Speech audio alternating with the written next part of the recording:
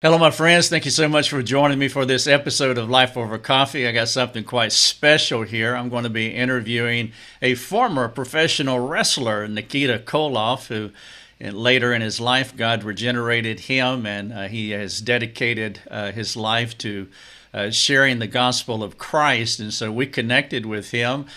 Me as a wrestling fan, I am quite familiar with Nikita and his wrestling career. What I'm not familiar with is his ministry career, if I could put it like that. And so I want to talk to him, and he's been very gracious to come on the podcast.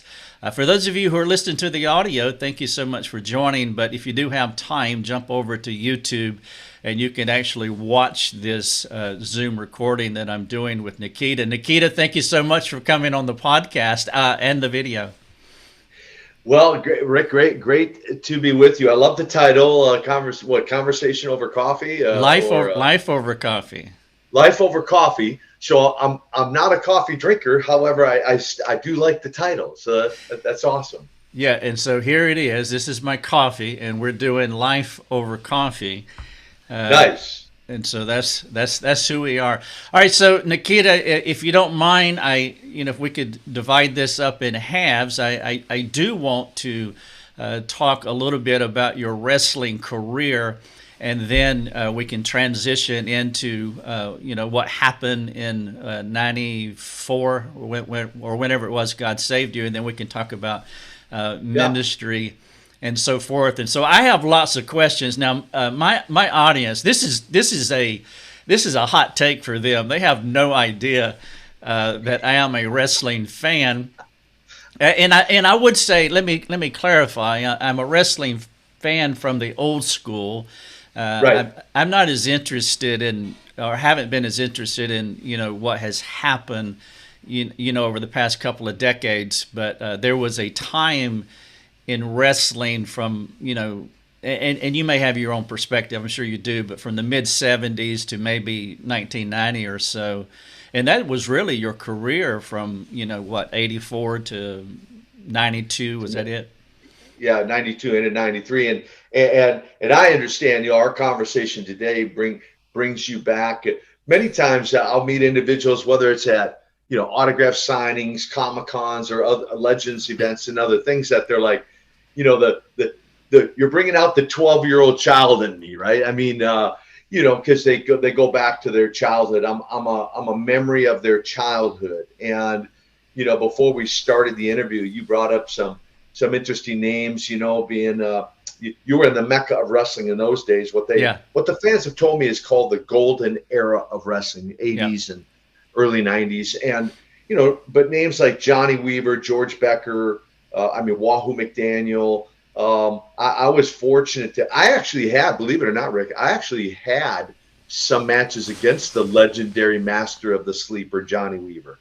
Oh, yeah. Believe it or not, he was in the twilight of his career. And for your audience who's just now learning that you actually had been a wrestling fan in the past, hopefully this will be fun for them. And I'd venture to say that some might come out as well and go, oh my gosh, I had no idea. I am too, or I was, a fan of wrestling. So appreciate you having me on. Really. Oh, you're welcome. And for all of you who are still in the closet, you need to come out and that's right. And just own it. I've thought a lot about this, Nikita. I was raised quite dysfunctionally. My dad was an abusive alcoholic, and my mother had her issues, and we're just five crazy boys who, just did some wild things. But there is a vicarious element to wrestling of good versus evil.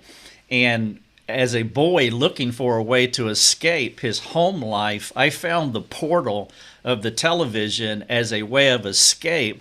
And so I could watch wrestling, and I could watch good versus evil. And, the good guy many times would win, and I could vicariously live through that. And as odd as it may sound, it was kind of a salvation in a dysfunctional childhood. I am not trying to intellectualize or rationalize why I enjoyed wrestling, but as I've reflected back on it, it made me feel good. to be honest with you. And when you talk about Johnny Weaver, yeah, I mean, he's from the Charlotte, well, I don't know where he's from, but he lived in the Charlotte area all of his life. He became a sheriff's deputy in Mecklenburg County after his career, and very much followed him and all of those wrestlers that were around that time, which you're talking about in the late 60s and mid 70s. Of course, he continued on into your career. I did not know that you wrestled him. Did he win, or did you put the Russian sickle on him? Fortunately, I was grateful that it was in the twilight of his career. So he understood, and those in those days understood when you're in the twilight of your career and there's up and coming stars that are on the rise, you make them look good. So I was fortunate to break out of his infamous sleeper hold, and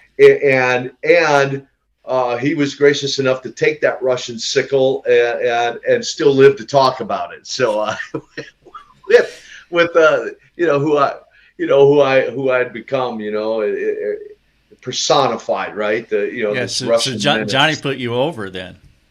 He did, as many of them did. I mean, Rufus R. Freight Train Jones, you probably remember that name. Yep, sure do. Yeah, and Dory Funk Jr. and Blackjack Mulligan. So I got to wrestle a lot of the prior legendary guys, and again, because they're on the twilight of their career, in helping to build, my persona and into what I would eventually become, in a meteoric rise, because of some of those legendary guys. Yeah, I want to take just a slight digression, then I'll come back on track. But I've got to ask you a question. Give me your thoughts on Klondike Bill. Klondike Bill, I mean, I didn't get to know him well, and so he was, at that point in time, he was part of what we call the ring crew. That's correct. That's correct. He would take he was an interesting individual. I enjoyed the time I was around him. Again, in those days, you're not, you're more focused on just getting to a town and having your match and that sort of thing. But from what I recall, I mean, he was a hard worker, certainly in that part of his life. And I imagine his ring persona, he did well in his, prior to when he was in the ring, post ring. Yeah. The reason I'm asking the question, so, I met my wife in July of 1994, and I really wanted to win her over. I mean, this was the girl that I was going to marry. I did marry her. We've been married for 20 plus years, etc. But here's a dating tip, and for all you out there who have this girl that you're really, you want to marry, this is what you want to do. And so I set up a date with her, and I told her, I didn't tell her where we were going. We're just going on a date. And so I took her to Anderson, South Carolina, which is probably a half an hour from Greenville, to the Civic Center to a wrestling show. And she's never seen, she doesn't know anything about wrestling at all. And she told all of her girlfriends at work the day before, he's taking me on the surprise date. It's going to be special, and so forth and so on. And I was recreating a memory because when I was a kid, my grandfather would take us either to the Park Center in Charlotte, North Carolina, which was the smaller venue, and then if they had a bigger show, they would do it at the Charlotte Coliseum on Independence Boulevard. And after the wrestling show, we would go out and drink Coca-Colas and eat vanilla wafers and talk about the wrestling. And that's how I was reared. And so I wanted her to have that experience. Well, we went to the wrestling show, and she handled it gracefully. She really enjoyed it. But at the end of the show, we went down to the ring, and Klondike Bill was tearing the ring down. And I begged him to get a photo op with my girlfriend, and he wouldn't do it. And finally I said, Klondike, I used to watch you at the Park Center in Charlotte, North Carolina. And he grabbed his hat off and he yelled at the other guy across the ring that was helping him. He said, see, I told you I used to wrestle. This guy watched me at the Park Center. And so he jumped. He jumped out of the ring and he grabbed my wife, which you can see there. Yep. I didn't realize he was so short. And he grabbed her, and so that was one of the highlights of our dating experience. And of course, she said yes a couple of years later after I asked her to marry me. So there's some dating advice for all of you who are looking to find a wonderful woman. Take her to wrestling, and she will say yes. That's right. That'll seal the deal. That'll lock you. That's awesome. That's a great story. All right, so that's my digression. All right, so you were born in Minnesota. Why is it that so many wrestlers come from Minnesota, and attached to that, there were half a dozen guys in your high school that you associated with who became wrestlers? Yeah, it's a crazy, really kind of a crazy story to look back on or think about, which, by the way, quick comment on, how you were raised in a dysfunctional family.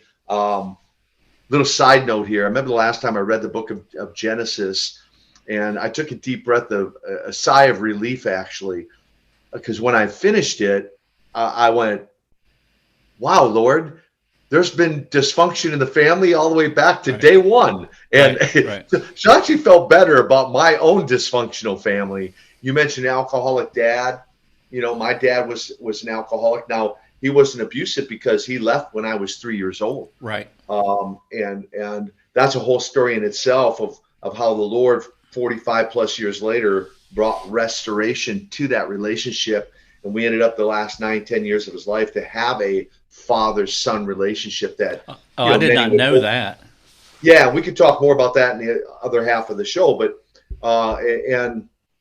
and so God does. He's in the redeeming business, right? The redemption, and as you said, regeneration and rebirth and all of that.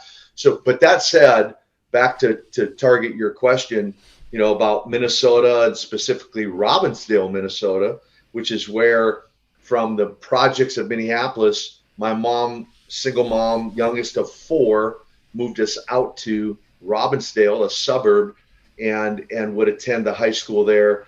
And several guys, you're correct, guys like the names that some of your viewers may remember or have heard of, Mr. Perfect Kurt Hennig, Ravishing Rick Rude, the Z-Man, Tom Zink.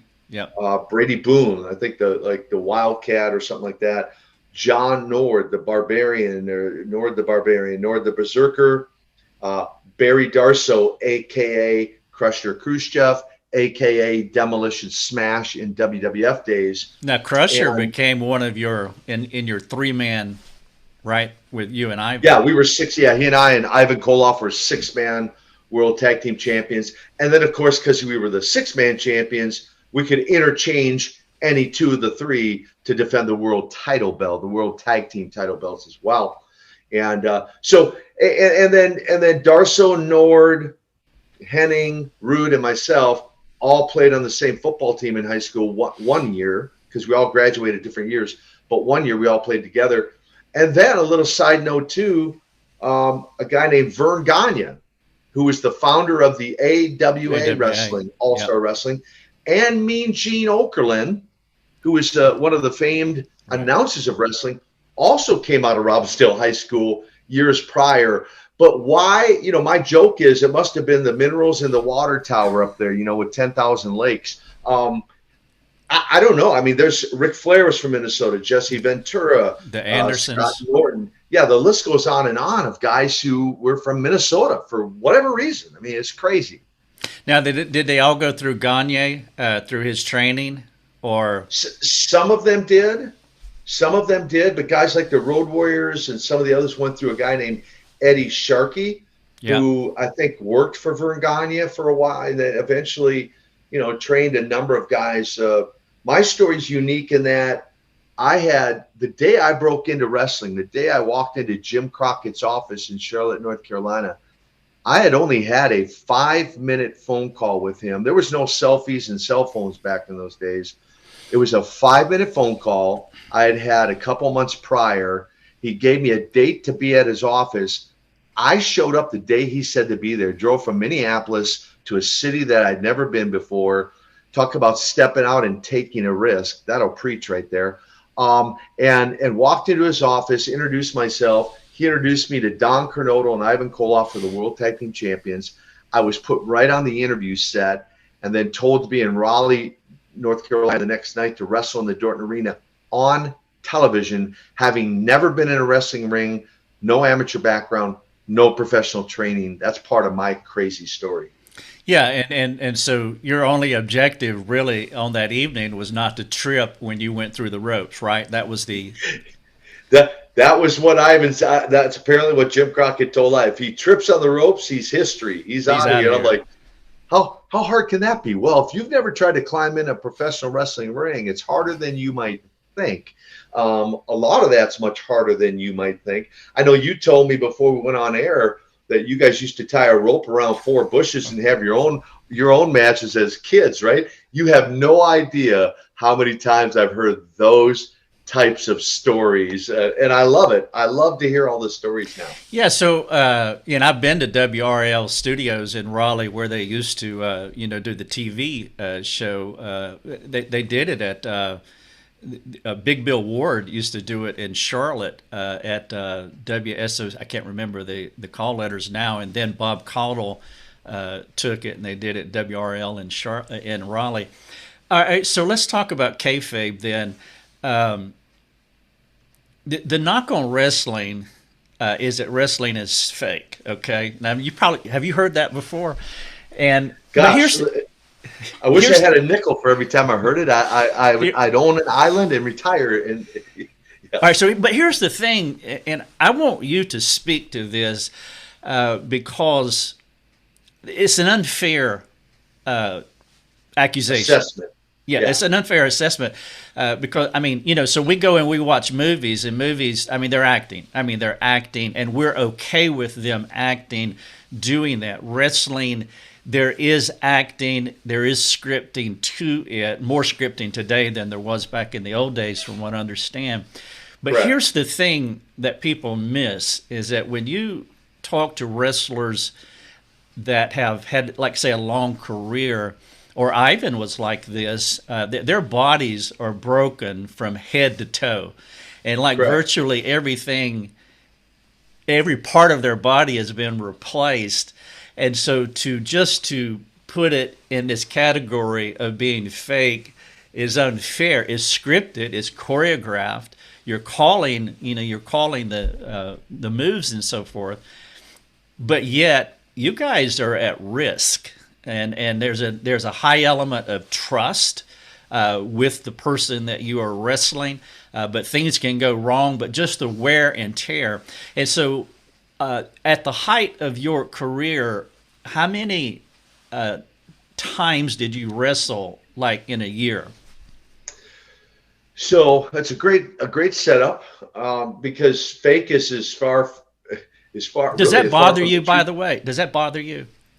It used to because Okay. To your point, all the injuries that guys sustained in the ring, and it doesn't anymore. People still say it. Hey, wrestling's fake, right? But to your point, what they don't understand is it's not. That couldn't be further from the truth. There's actually nothing, quote, fake about it. I know what they're saying, but to use that terminology, you're right, is really in a sense unfair because, if you and I were together, Rick, and I body slammed you on a concrete floor, I assure you, your body will feel the concrete. There'll be nothing fake about that. I joke sometimes in churches or different men's conferences, places I'm speaking. I say, hey, grab me a metal chair. Hey, come up here. And I might pull a guy to the audience and say, hey, stand there while I hit you with this metal chair while a look of horror is on his face. And I'll go, oh, hey, you don't have to worry because it's all fake anyway. You're not even going to feel it, right? So the point being, there's nothing essentially fake about the moves we did, the cage matches, the chain matches, the getting hit with a metal chair, run into a metal post or a steel barrier, right? The injuries are as real as it gets. And to your point, many of the guys, from hip replacements to shoulder surgeries to torn biceps and triceps and, et cetera. My last match, Rick, I got injured with a guy named Vader. Van Vader. Vader, yep. Right? Yep. Vader was a legit 450 pounds. He was a big guy. We're fighting out on the floor in Winston-Salem. He clotheslines me to the back of my head. My left arm goes numb for about 3 or 4 minutes where I have no feeling in it. Eventually it comes back, and to shorten the story. And then I didn't know till the next day when I was going to go get my neck checked that I had some pain in my lower abdomen. Come to find out, I had a hernia from picking him up, 450 pounds, right, and body slamming him. So I had hernia surgery. Fortunately, I did not have to, nor have I had to have any surgery on my neck, although the neurosurgeon gave me the kind of the insight of what that injury and prior profession of professional wrestling, how the damage it did to my body, right? In fact, he said, you're 33 years old at this point. You have the neck of a 55-year-old man with deteriorating disc arthritis. And as far as how many matches, for example, I always use this example. In 1986, you mentioned that year. In that 1 year, I had 454 matches in that 1 year. So, I mean, you're doing 2 a days. Weekends were slam full. You could have 6 or 7 matches on a weekend easily in different towns. Right. From a Friday night to a Saturday afternoon to a Saturday night to a Sunday afternoon to a Sunday night, and then factor in television tapings in Atlanta on early Saturday morning for TBS, for the Superstation. That's unbelievable. A lot of work. Yeah, that's why, this idea about kayfabe, and I get it, but being fake, it's not understanding. I mean, this is a professional career. It kind of reminds me of an offensive or defensive lineman in football where they're having, 50 collisions, during one game. I mean, you're constantly colliding into another person. All right, so you made it through the ring ropes in your first and didn't fall. I didn't see the match, so I assume you didn't faceplant when you walked in, right? I did not. That was my focus. I mean, picture it's a sold-out arena, the Dorton Arena. In fact, I was there recently doing an autograph signing at a building just a stone's throw from there. Took a couple pictures, brought back some great memories.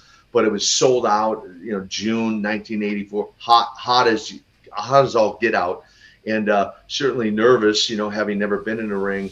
Fortunately for me, it was a short match, 11 seconds, which I think they knew. Let's keep it as short as possible, so we don't expose his inabilities at that point. But and walked away with my first win in professional wrestling. A lot of your matches, your early matches, were abbreviated like that for that reason, right? Because they wanted you to get your reps in, and Don and Ivan were, coaching you, all along just to get you up to speed. Yeah, and part of the storyline was, build this Russian menace machine, right, and bring all the gold back to Moscow. That was kind of the premise and the idea. In 1984, the Russians boycotted the games in Los Angeles, the Olympic Games, and because America boycotted the games in Russia in 1980, right? So it's like, turnabout's fair play, right?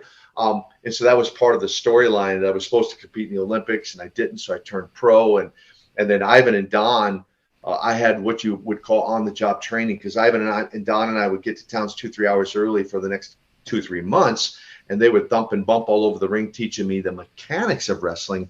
And then I'd go out and have a very short match to try to perfect my craft, and then watch their world tag match every night. And then on the way home, we would talk about the psychology of wrestling. And you mentioned the words kayfabe. Some people are like, well, what's he even talking about? Well, that was simply a term we had in wrestling to protect the business back in those days, and still project that it was real, whether you thought it was or not. You didn't know for sure, and we were schooled to protect it at all costs. Which is why a couple times wrestlers got in trouble and reporters got hurt, because they would use that term, wrestling's all fake. And I'm thinking the one in particular, Dr. David Schultz, who open hand slapped, I think it was John Stossel, and busted his eardrum and said, "Hey, was that fake?"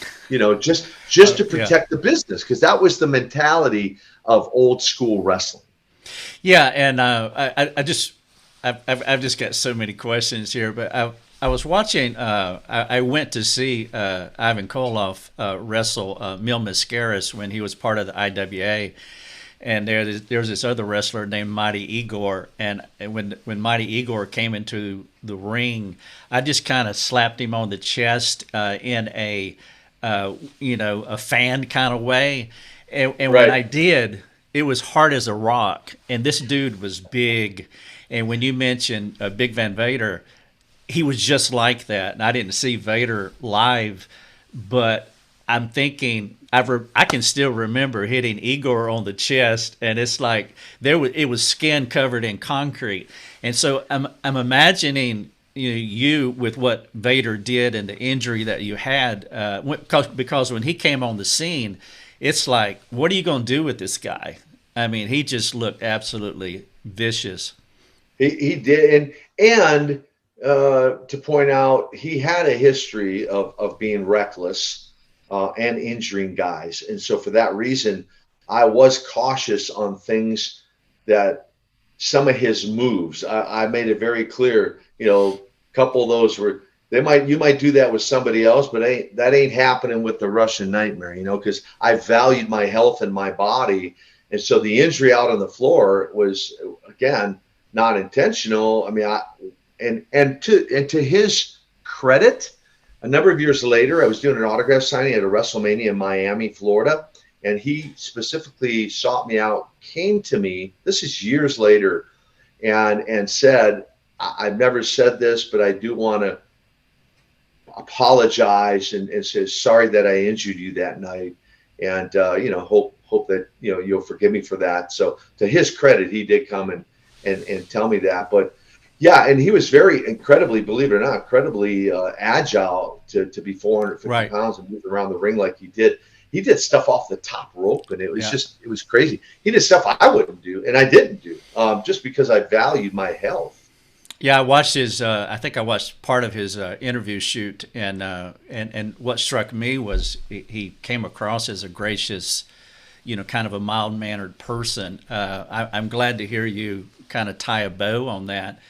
Because based on what I saw in his shoot, what you just said makes sense. And so, as far as calling a match, who is someone that you could completely trust, that you wrestled, that you enjoyed wrestling this individual, and you knew that everything would go well, and you didn't have to be kind of guarded with something unfortunate happening?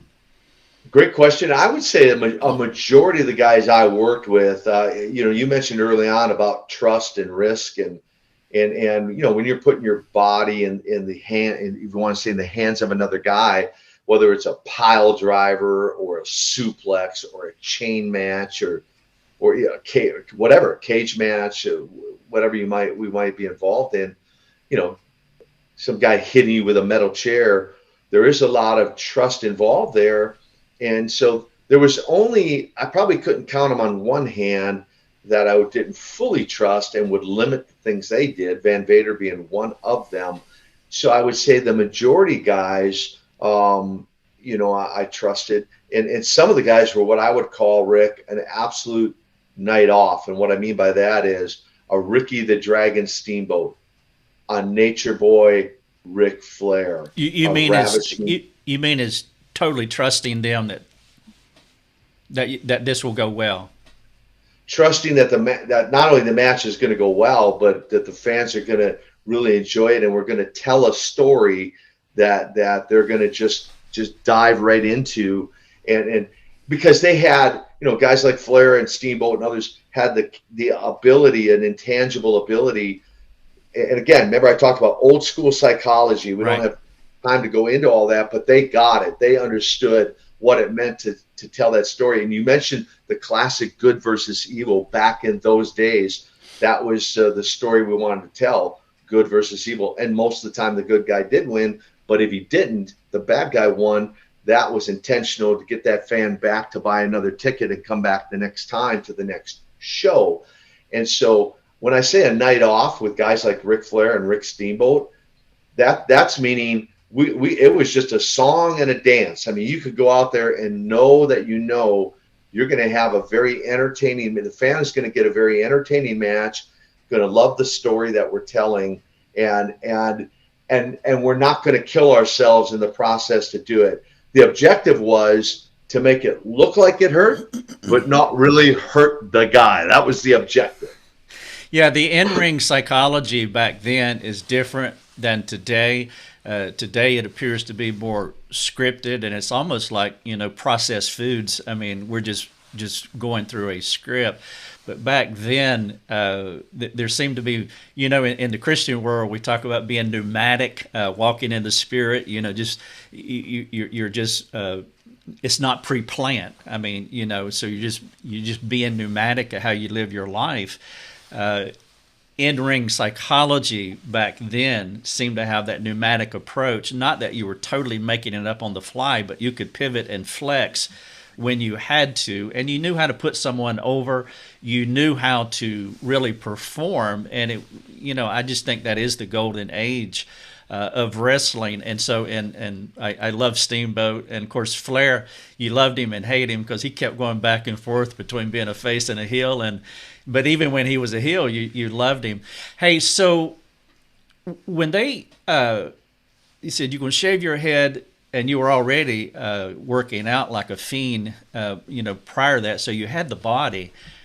When they put the chain around you and you're having like chain matches, I mean, I think if somebody told me that, I would just really have a pause. Like, do you really want me to take this chain into, the ring and, get hit with it or hit somebody else with it? Talk about kayfabe or not, I don't know how you can pull that off without just being hurt. Well, so I'm going to address two things. One, I love your analogy. Even the walk is, walk in the Spirit as Christ, said, live in the flesh, but walk in the Spirit, and live a more. The word that comes to mind, Rick, is spontaneous. Live a more spontaneous life. Right.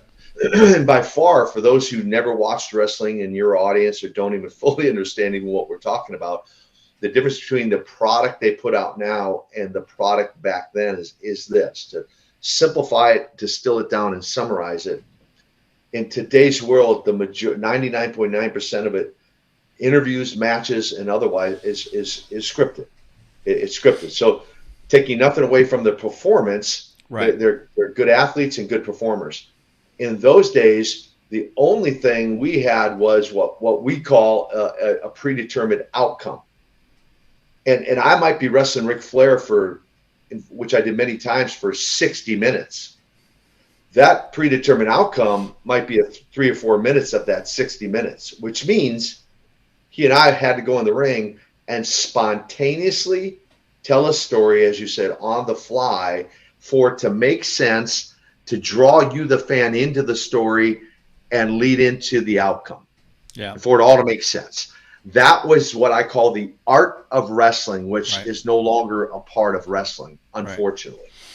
And so even if you go back and watch old films, like some of your viewers might go to YouTube and watch Nikita Koloff videos today, or when this airs, pay attention to the fans, because you'll see an even more organic response from the fans because of the mystery of wrestling back in those days. In fact, yesterday it was Twitter blew up because I guess it was the 35-year anniversary of when I become a good guy, came to Dusty Rhodes, the American Dream's rescue in Charlotte, North Carolina, in a cage match. And man, it blew up. All day I was talking with and conversing with the Twitter audience. To the chain match, one quick story referencing the chain match.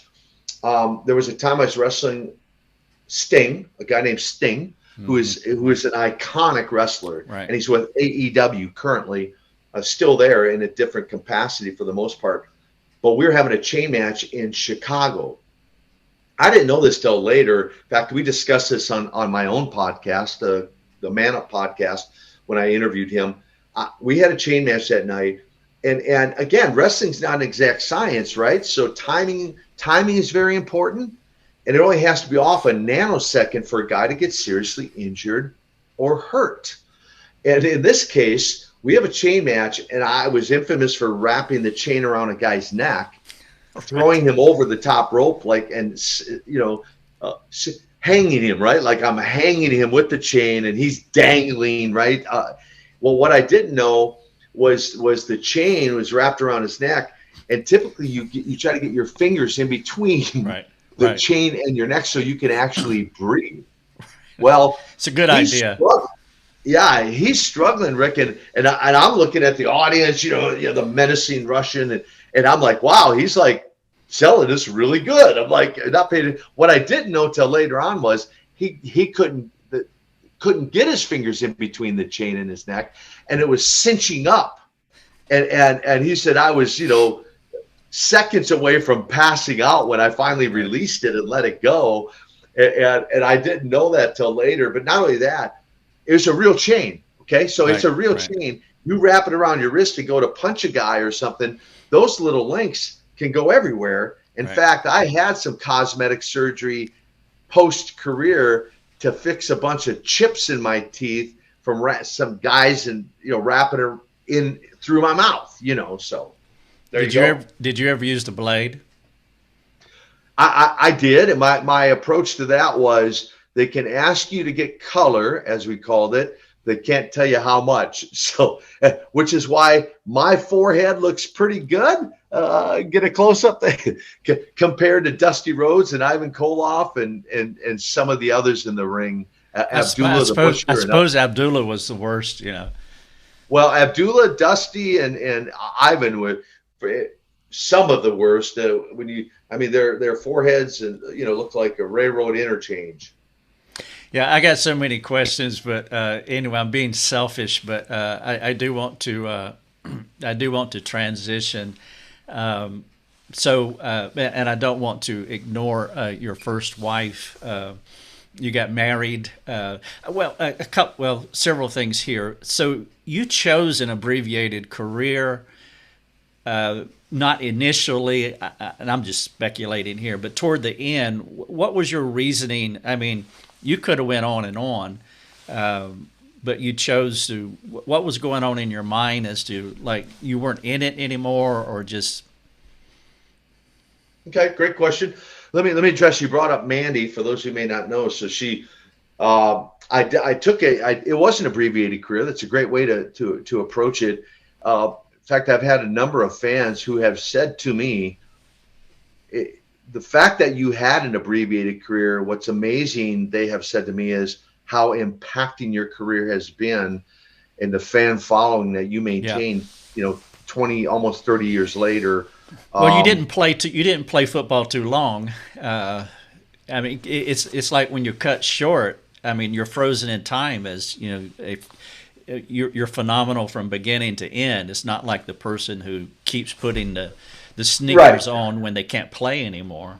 Right, which leads into answering your question. I'll address Mandy real quick and then answer that question. So Mandy was 24 when she diagnosed with cancer, went through the chemotherapy, got it into remission, but then it came back with a vengeance. And it was at that point when it came back that I, from a main event position, stepped away and informed them. And I said, I'll come back, but I'm going to step away to take care of her. She's the first priority. And then she would pass at the age of 26. So my first opportunity to learn firsthand how short life is, right? How brief life really is. 24, pass at 26. So I did step away to even abbreviate the career even more. Did come back, and then as unusual a way as I explained to your audience how I broke into wrestling, no training, no background, a meteoric career. I walked away. I've been coined, Rick, the Barry Sanders of pro wrestling. Right. That's what I was thinking about last night when I was thinking about this interview. That people were like, "Are you out of your mind? Why are you stopping?" Yeah, and well, in fact, a guy named good buddy of mine who, in fact, we just finished last week co-facilitating a camp. You see the shirt I'm wearing, Man Camp. He and I facilitate an experience called Man Camp for small groups of men, a catalyst to bring men together to equip, empower, to train, teach, and then deploy back home to be healthier, better, godly men, godly fathers, godly husbands, and all that. We can talk more about that. But Lex actually, when he found out I left at age 33, so the match against Vader wasn't career ending, but it was at that point that I made a decision to walk away. And even prior, I mean, when I met Ivan and Don, I actually told them I will be out of active in-ring wrestling by the time I'm 35. So that was a goal from day one. Oh, you mean in the beginning? In the beginning, you yeah. Said, okay. Oh yeah, yeah. The first few weeks we were together, I said, "Hey guys, just want to give you a heads up. This is not a long-term career for me. You know, I will be out of inactive, in-ring active wrestling by 35. You know." And they're like, "Oh, you will, whatever." So anyway, I was ahead of that goal because I was 33, getting ready to turn 34 when I made that decision to walk away under my own terms, because it was in my mind, Rick, to walk away as on top of the business, as you said, as a champion. And for the record, looking back, it was right. And Luger's like, that guy's an idiot. That guy's a moron. Why is he leaving? Because, it was just getting ready to explode, right? Monday Night Wars and pay-per-view. And, the guy that replaced me, Bill Goldberg, they signed to a $3 million a year contract, which I didn't make that my entire career, let alone 1 year. Right. And so I could truthfully say that I walked away, and Lex would verify this and others, multiple millions of dollars that I walked away from as a main event wrestler, 30, 40, $50 million or more that I walked away from, but little knowing what life held next for me 11 months after making that decision. Right. And the relationships that you built, like with Ivan, Lex Luger, Sting, Don Kernodle also, and thoughts on Don? He just passed away in May of this year, I believe. Yeah, and I'm not the funeral guy. Like I'm not a fan of funerals. Let's just say it that way. Out of respect for the guys I wrestled with, I did actually. So I did speak at Ivan's. Well, I spoke at Don's funeral. His brother Wally. Was he? And I'd already said I would. Was he buried in? Was that in Burlington? Burlington, North Carolina, yeah. and he always asked if I would, and I gave him my word that I would. I believe your word is important. Let your yes be yes, and your no be no, and your word is your bond.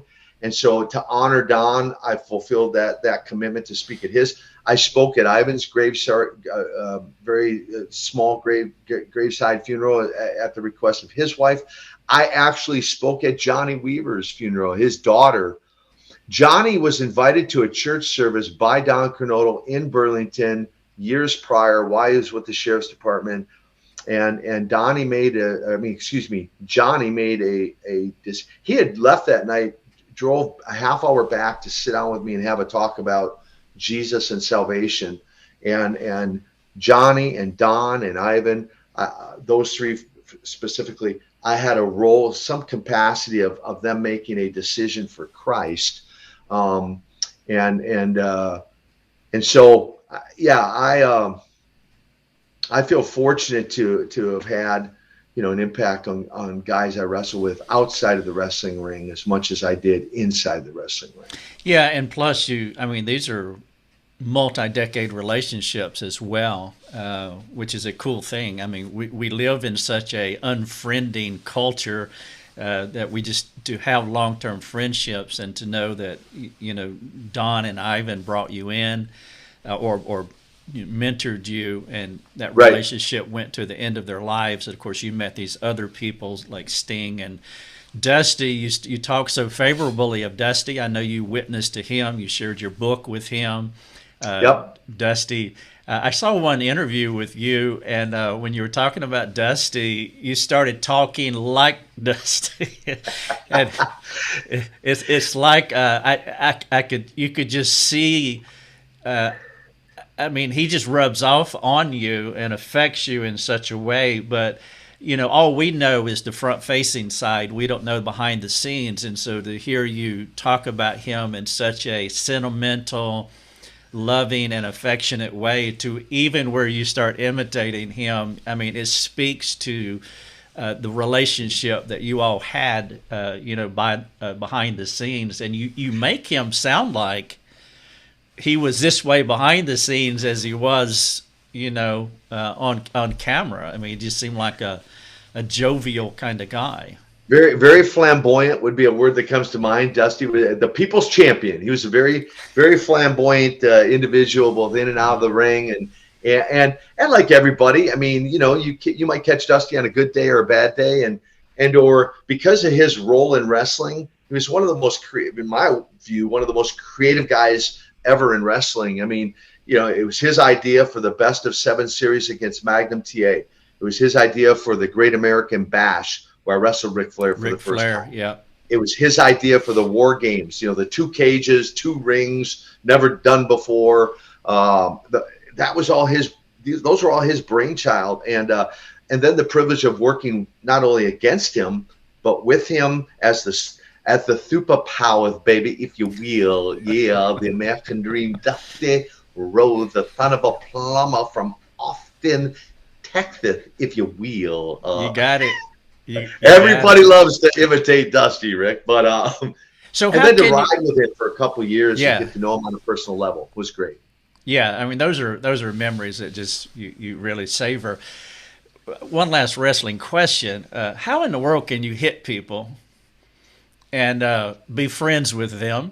I'm thinking about my small group. We have you have a small group, you meet, Wednesday night, whatever, you talk about Jesus, and then you go in the backyard and body slam and a clothesline or a Russian sickle.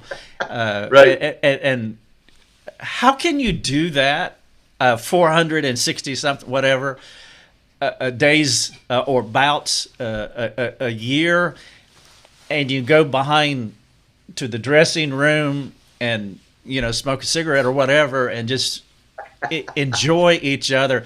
I would be deeply, at some point, I would be ticked off. But y'all do this. It's something. I mean, kayfabe or whatever. I can't get my mind around what you. If you think about what you actually do, it's like, how do you do this and you remain friends? Well, I'll address it this way, okay? And because some think you're one big happy family. Well, as you alluded to at the beginning, you and I both, as we alluded to, we both grew up in a dysfunctional family, right? So professional wrestling is a brotherhood. Let me just say that first. It is a brotherhood, a very dysfunctional brotherhood, but nevertheless, within that brotherhood, there's a common bond, there, as Dusty would say, or commonality as to what we did. But for the record, you have a plethora of personalities. So not everybody was buddies, not everyone was friends. But hopefully, when you stepped into the ring to entertain the fan, you put your personal feelings aside and professionalism stepped in, and you performed well enough to entertain the fan. But there are many, many times, because you were friends with many of them, at least I feel I was, believe it or not, to picture in your mind's eye, you just had this grueling battle out in the ring. I mean, the Road Warriors, we hadn't even talked about them, right? But I mean, I recruited Road Warrior Animal out of New Brighton High School, Irondale High School in New Brighton, Minnesota, to play college football with me. He in turn calls me and ends up recruiting me into professional wrestling when I was on the path of pursuing a professional football tryout. We went toe-to-toe, nose-to-nose many times, magazine covers and everything else. People are like, how could you keep a straight face? Well, it's a mindset, right? You know what your job is, and so you're in there. And there'd be many times when we get back to the dressing room knowing that we gave them a stellar match, and if we were in a building that we could actually see each other after the match, I mean, believe it or not, it was hugs and embraces, like high five, or at least a handshake and a shoulder bump, saying, "Hey, man, great job tonight. Performance, well done." Okay, well, I'm going to explain that to my wife. So when you get good pops, and she's my friend, so I'm going to try to figure for a leg lock tonight. And be careful when you do that, because you really can damage somebody's kneecap. So be careful. oh, I've done it before. With not with her. Good. With the brothers, but that hurts. That thing hurts. All right, so there were three things that happened. So you predetermined that you plan to have a abbreviated career, go out on top. Okay, and then your wife gets cancer. She dies early. That's a huge wake up call about the brevity of life. And then that last match with Vader, there's the unfortunate thing that happened. So the conflation of those three things that really just sealed it for you. Like this, it's time to leave. We can all look at life, I'm sure, every one of us and everyone viewing this or listening in to this interview and see what I would call defining moments. And I've had a number of those even prior to my wrestling profession, but certainly, Mandy's passing was a defining moment. The injury with Vader was a defining moment. My decision at 33 in the height of a professional wrestling career to walk away was another defining moment. 11 months later, that would lead to another defining moment, and that is an altar in Concord, North Carolina on a Sunday morning service, 17 October 1993, to where I went forward and surrendered my life to Jesus. I didn't grow up in a church, just like I didn't grow up in Russia. If your viewers are wondering, how is he the Russian nightmare speaking perfect English? Go watch YouTube. You'll figure it all out. But I didn't grow up in church, but it was an aha moment for me, Rick. What were you doing? The story. What were you doing in that church? Well, I met a Christian couple through other business ventures that I was involved in. Okay. It wasn't like I never went to church. Right. But so I intellectually knew the story. The man Jesus, right. dying on a cross. I intellectually knew the story, but the story never made the 18-inch trip from my head to my heart. But it did on that day. It was an aha moment. I just called him up, said, "Hey, I'll be in church on Sunday." And it was it was my time. It was a divine encounter. The Lord, the Holy Spirit wooed me to the altar. I got on my knees. I accepted Christ. I had, if you will, a road to Damascus encounter. Life has never been the same. And on that note, I'm going to say this because it's fresh. This last man camp we just had, and I said I understood the story in my head, right? But the story never made the 18-inch trip from my head to my heart, which is what transforms your life. Right. Transformation, regeneration, as you put it, or being born again, as Jesus put it. Nicodemus, you must be born again, born of the Spirit. Well, interesting thing happened at Man Camp last week, Rick. I had a man, our oldest camper was 69 years old, still running after the heart of God. He came to me on Thursday morning or Thursday at lunch, and he said, "I have to share this with you," with tears in his eyes. He said, "I got saved this morning." I'm like, okay. He was out on his morning devotional. You're like, oh, that's great. But here's the caveat to that story. He's 69. I said, "Greg, how long you been in church?" He said, "Most of my life." And he said, "I'm a chairman of the deacons." Wow. It's good when the deacons get saved. It's good when the deacons get saved.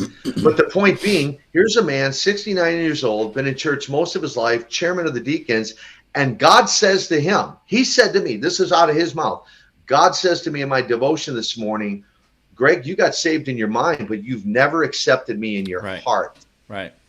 Whoa. And I thought, Rick, how many more people are sitting in church every Sunday who are saved in their head, but have never received Jesus in their heart?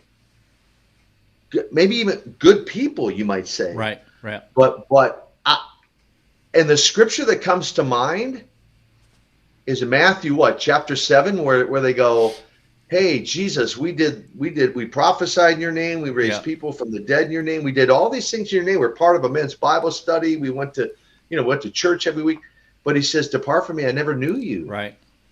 Yeah. And so it really set me on notice to really challenge people with Koloff for Christ Ministries to really, do you really know him? Like Yeah. down in your knower, like down deep in your knower. Yeah. Do you really know him? And especially, I mean, where we live, I mean, I live probably 100 miles from you or 150, but Bible it's right, Belt. right down the interstate. Yeah. And that's what I was going to say, especially, you know, in the Bible Belt. So I'm wondering, so how much, I mean, I've never been in a place where, you know, 50,000 people are yelling at me either positively or negatively. The thrill of being a wrestler, but yet there's an emptiness to that it can't satisfy. And so how much of recognizing that, I mean, you've been to the top, you've enjoyed a lot of fame, you've associated with you know, the best of the best within your own world, but yet at the end of the day it's not fulfilling. And of course, as you know now, you know, coming to Christ, that God-shaped hole that we have in us is closed when we are born again. Was there an awareness of the emptiness maybe toward the end of your career that this is not you know, completely satisfying? Very fair question. In fact, let me say this again, just to kind of conclude this, what we said a minute ago, because this really resonates you with me at this point. You're not going to get to heaven through heritage. In other words, it's through a personal decision to receive Jesus. It's not through religion, but through relationship. And it's through you can't live on the coattails of your parents if you grew up in a Christian home, or the fact you went to a Christian school, or you attended church your entire life, right? It comes down to a personal decision to receive Jesus. So it's not through heritage, right? And so on that note, with a number of my friends, Sting, who's a sold out born again believer, Lex Luger, who's a sold out born again believer and a ministry partner, we some of us have come to that same conclusion that when you chase all the things the world has to offer and you reach a pinnacle of success that we did, and those guys have made way more, multiple millions of dollars than I ever, you know, dreamed of ever, you know, could have ever made, but and had the fast cars and, you know, and big houses and, you know, limousines and jets and the whole deal. But at the end of the day, whether you're a professional wrestler or some other professional sport, or just, you know, the person out there in the marketplace attempting to climb the corporate ladder or whatever it is you're doing, as you said, God put eternity in every one of his creation, every one of our hearts. And the only thing that fills that void or that emptiness is that relationship with Jesus. And for me, you know, it was after I left wrestling and I'm like, what's life hold for me next? Yeah. And I'm like, I say it this way. I said it in one of my books. In fact, I just updated my life story just recently. But I said it in one of my books, I was successful, but I was unfulfilled. And it was on that day at the altar that I could truthfully say, in making that decision to receive Christ, that sense of where I was unfulfilled, all of a sudden Jesus comes flooding in, the Holy Spirit comes flooding in, and now there's an immediate sense of fulfillment that, man, if I died today, I would now die with a fulfilled life. And so I think, Rick, people chase it, whether it's through chasing money, or they try to fill that emptiness with drugs and alcohol and sex and all kinds of other things. But the one and only thing that'll fill that emptiness, no matter how successful, quote, you become in life, and that's a definable term, right? That the only thing that'll fill that void in all of our lives is that relationship with Jesus, right, and accepting him in our heart, not in your head, in your heart, as Lord and Savior. Yeah, 100%. I didn't go through wrestling to experience what you're talking about. I had a mind for it. I just didn't have a body for it. And so I did the drug route. And so I went through drugs and alcohol as a way of trying to settle this dysfunction that I had in my own soul. When God saved me at 25, it was not a big moment, you know, like a parade and Yeah, fireworks. fireworks. But what happened is that as I started, then I started having new affinities. Like I wanted to read the Bible for the first time. I wanted to be part of a local church. And it was probably 6 months later where it dawned on me like, whoa, something has changed. It was so imperceptible.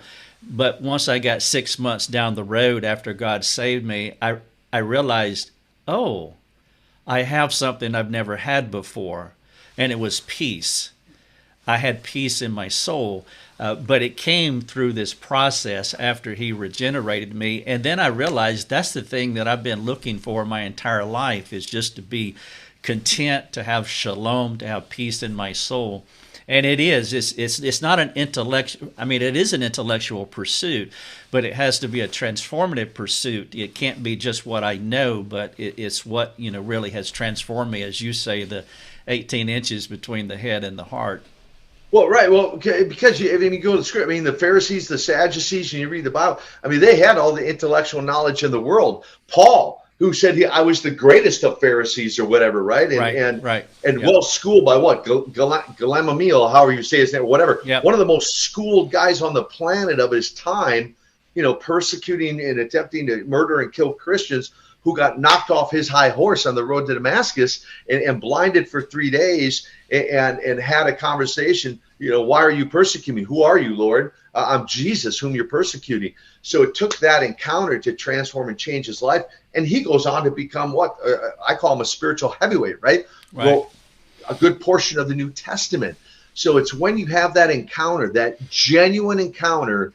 And I like what you said. It's not always fireworks. Now, for some people, it might be. It might be that moment might be a moment filled with fireworks and loud explosions and everything else. But for others, it can be a very subtle thing.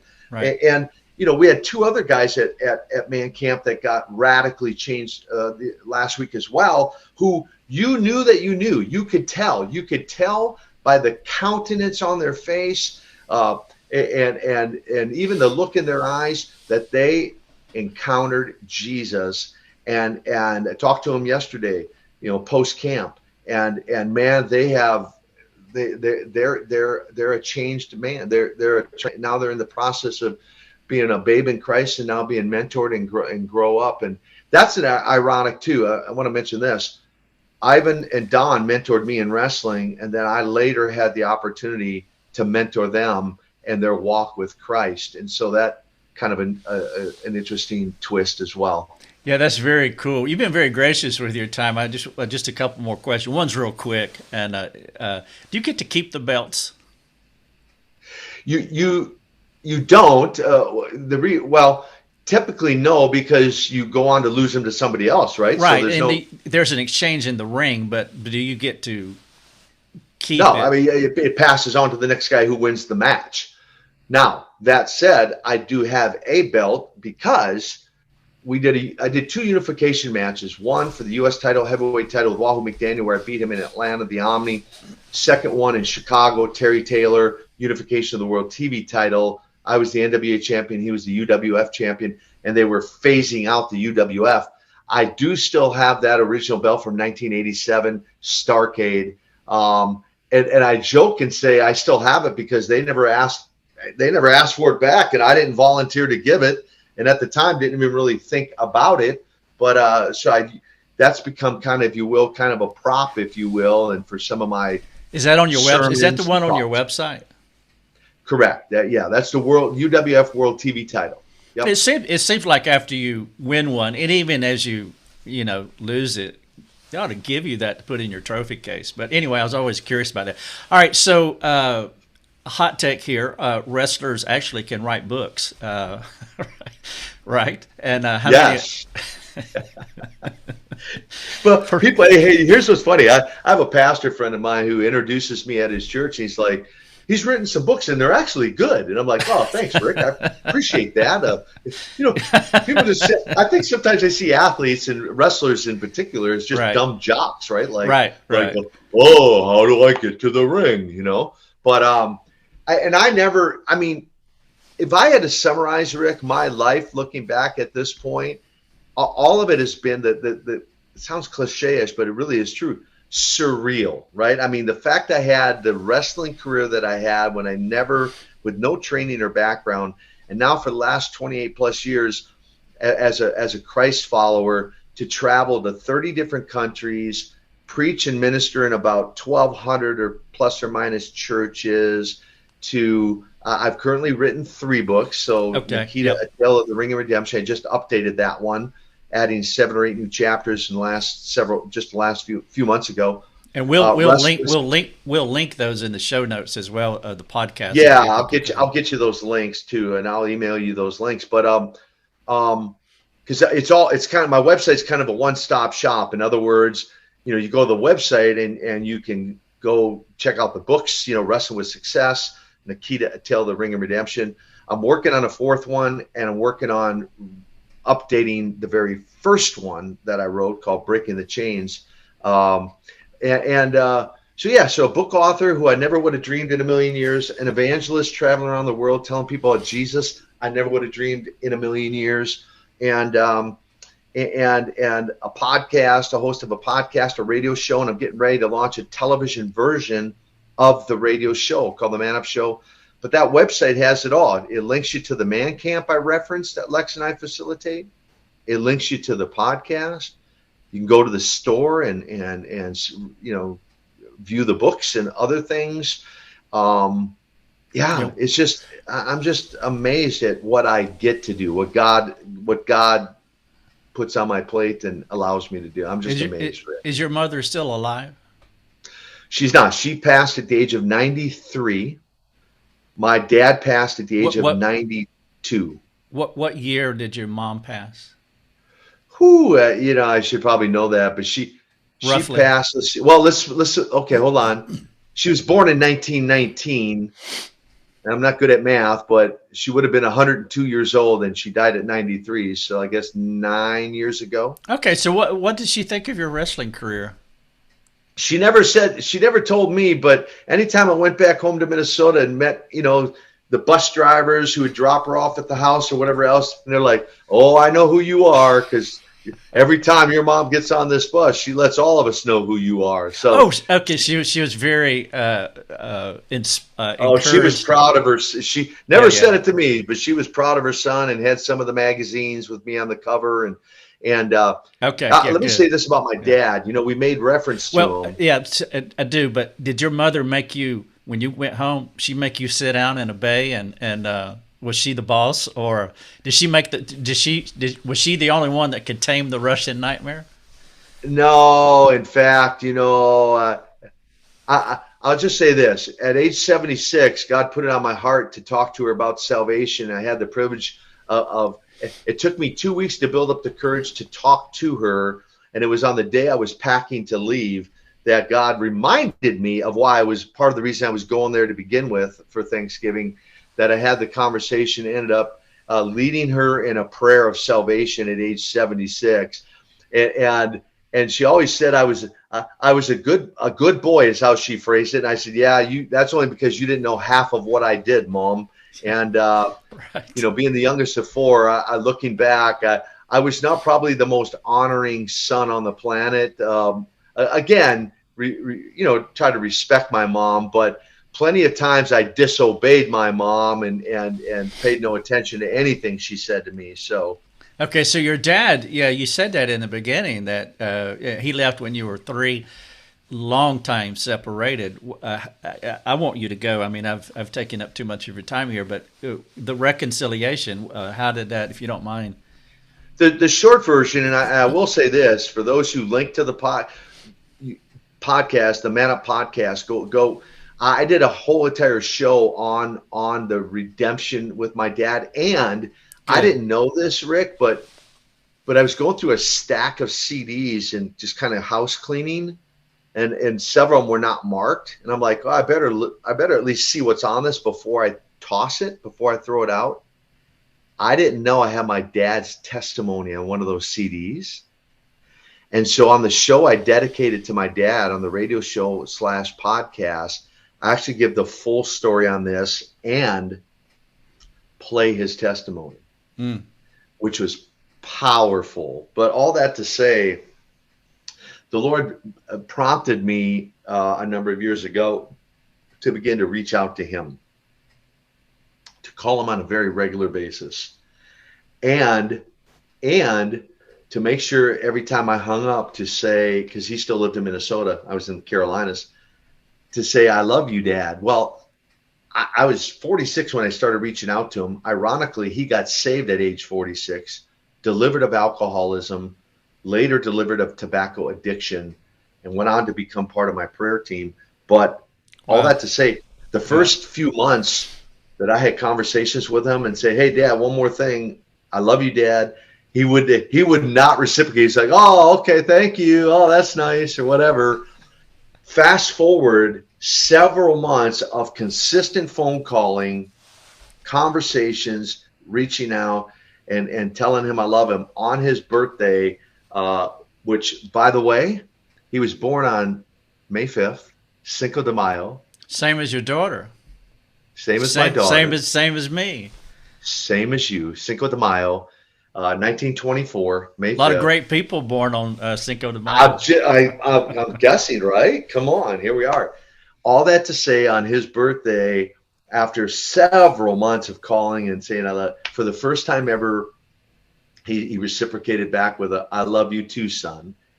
And that led to a restoration process of even him trapped. The reason I have his testimony is church has brought him with me to share his testimony of what he called grabbing the old rugged cross, and then I would preach. So it's Father, Son, and Holy Spirit, right? And fast forward to the Lord prompted me to go there. I sensed he was in his last days. So I was there the last 4 days of his life. And the last night I left his room, he was in assisted living. He got himself up out of that chair to hug me. He didn't even know how to hug when I first started hugging him. I mean, he was just rigid. He was like, how do I hug this guy? And he got himself up out of his chair, Rick, gave me a hug, and I'm like, I'll see you tomorrow, Dad. And the last words out of his mouth, literally, were, I love you, son. Wow. The very last words out of his mouth. Wow. So God's in reconciliation, restoration, redemption, regeneration. So there you go. Yeah, that's the perfect wrap. That's just the perfect wrap right there, because people need to hear that story. There's and you know this, but there's so many broken families for all sorts of reasons, and there's people that come to this is what our ministry does, is we help with these matters, but we get those stories all the time about brokenness, especially between children and parents. My story was very, very similar. And to hear the end of the story, as you just shared here, it just gives a lot of hope that this can happen, that God, as you say, is in the reconciling business. I am talking to Nikita Koloff. I am taking a walk down memory lane, and this has just been a fabulous interview for me. I've benefited so much, and there's a lot here. There is just so much here. I'm not going to try to recapsulize it, but there's so much here as you see a person chasing a dream and then eventually finding it in the most unexpected places with Christ. We're going to put links in the YouTube video. We'll also put links in the show notes to Nikita's website, also the books, the podcast.